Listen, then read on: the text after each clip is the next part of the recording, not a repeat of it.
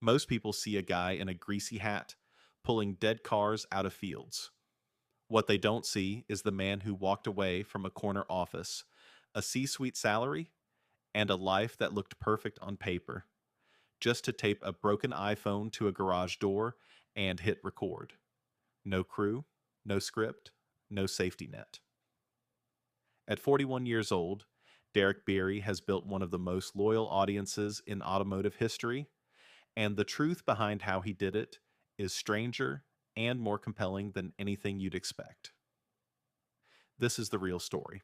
Derek Beery grew up about as far from YouTube fame as you can get. Born May 16th, 1984, in Minot, North Dakota, he was raised on a rural farm where the winters were brutal and buying new parts wasn't an option.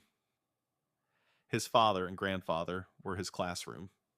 They taught him that when something breaks, you figure it out with whatever's in front of you, a lesson that would later define an entire channel. His dad once pulled an engine from a farm truck mid-harvest to fix a broken combine, finish the job, then put it back. That kind of resourcefulness got hardwired into Derek early. He also apprenticed under a local legend named Roger Zweifel, restoring hot rods and classic cars from the 1940s and 60s. The garage was always the plan. He just didn't know it yet. Before Vice Grip Garage existed, Derek Bieri was somebody completely different, at least on paper.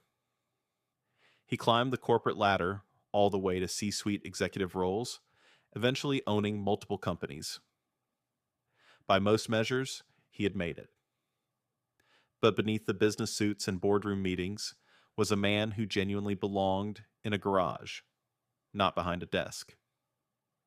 He described the corporate world as successful but hollow, a life that checked every box except the ones that actually mattered to him. The skills were real, the money was real, but something was missing every single day. Most people stay anyway. Derek started quietly looking for a way out. He just needed one moment of courage to finally make the move, and that moment came in the most unglamorous way possible. Derek had been watching shows like Roadkill on YouTube for years when a thought hit him. He could do this. He knew cars better than most people on screen. He had the stories, he had the skills, and he had a garage full of projects nobody else wanted to touch. So one night in 2018, he grabbed a broken iPhone, taped it to a garage door, dropped a small block and a 4-speed into a Camaro, and hit record. No crew, no script, no hauler trailer. Just a guy, a dead car, and a camera barely hanging on by a strip of tape. He saw a massive gap in YouTube, blue collar, shade tree, low budget wrenching done honestly.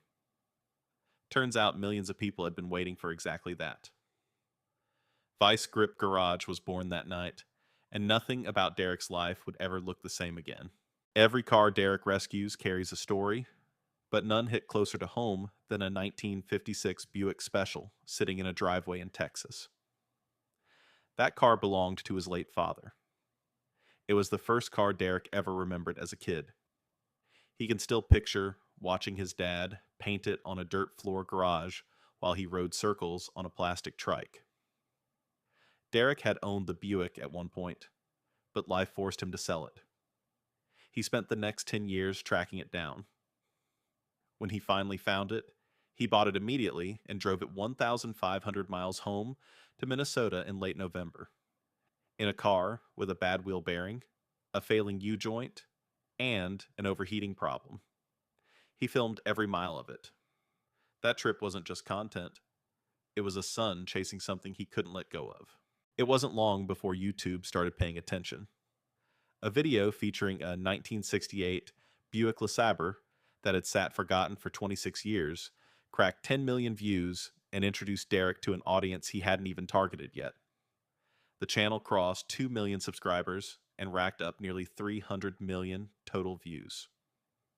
But what made Vice Grip Garage impossible to ignore wasn't the numbers. It was the format.